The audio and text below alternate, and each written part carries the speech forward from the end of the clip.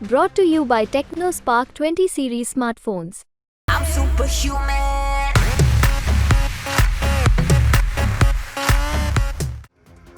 LAC पर जारी चीन भारत विवाद के बीच लगातार भारत चीन को स्पष्ट संदेश देता आया है। भारत ये स्पष्ट करता आया है कि जब तक सीमा पर स्थिति ठीक नहीं होती तब तक संबंधों को ठीक नहीं किया जा सकता। भारत चीन के संबंधों को लेकर भारत का ये टफ स्टैंड पूरी दुनिया जानती है। चीन को इस बात से खाफा नाराजगी है, लेकिन इन सब के बीच में सबसे बड़ा सवाल ये उठता है कि जिस बीच भारत चीन को लेकर इतनी तल्खी रखता है, तब भारत और चीन के बीच में जारी व्यापार में कमी क्यों नहीं आ रही? जब भारत और चीन के बीच राजनयिक बातचीत बिल्कुल कम हो चुकी है, तब भारत और चीन के बीच व्यापार क्यों रिकॉर्ड तोड़ रहा है? तो इस सवाल के जवाब में विदेश मंत्री डॉक्टर एस जयशंकर को इस देश की कंपनियों को सुनना चाहिए। चीन की एलएसी पर घुसपैठ की कोशिशों के बीच चीन से आयात भारत ने कम किया। चीनी कंपनियों पर भारत ने बैन लगाया। चीनी ऐप्स पर भी भारत ने प्रतिबंध लगाए। भारत और चीन के बीच लंबे समय से सीमा विवाद चला।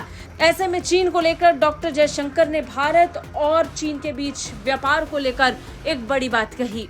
दरअसल कॉन्फेडरेशन ऑफ इंडियन इंडस्ट्री के एक इंटरेक्शन सेशन में एस जयशंकर ने चीन से व्यापार के एक सवाल का जवाब देते हुए कहा कि चीन के साथ व्यापार के लिए नेशनल सिक्योरिटी फिल्टर को इस्तेमाल करने की जरूरत है।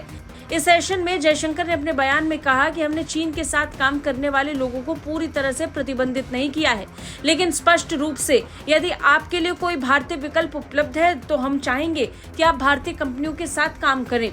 मुझे लगता है कि हमारी राष्ट्रीय सुरक्षा के लिए अच्छा है।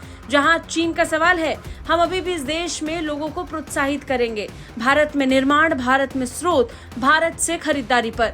जब भारत और चीन की बात आती है तो जयशंकर के पास कहने के लिए कठोर शब्द होते हैं। सीमा विवाद के मुद्दे को लेकर भारत कई बार अपना स्टैंड बहुत स्पष्टता के साथ रखता आया है। विदेश मंत्री डॉक्टर जयशंकर का एक बयान और है जो चर्चाओं में रहा। उन्होंने कहा कि क्या आप किसी ऐसे व्यक्ति के साथ व्यापार करेंगे जो अभी अभी आपके ड्राइंग रूम में घुसा हो और आपके घर की बाड़ में गड़बड़ी करने की कोशिश कर रहा है? आप नहीं करेंगे, क्योंकि विश्वास और विश्वसनीयता बहुत महत्वपूर्ण हो गई है। इसलिए आज विदेश नीति पर सरकारों के बीच सहजता का स्तर बनाने की जिम्मेदारी है।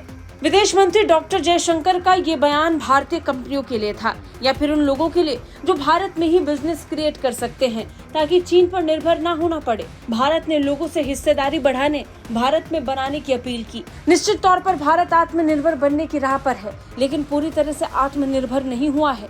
इसी बात को विदेश मंत्री डॉक्टर जयशंकर अपने बयान में दोहरा रहे थे। अगर दूसरे देशों पर अपनी निर्भरता को घटाना है तो अपने देश में निर्माण करना जरूरी है और तभी भारत भी चीन को पछाड़ पाएगा। ब्यूरो रिपोर्ट, भारत तक।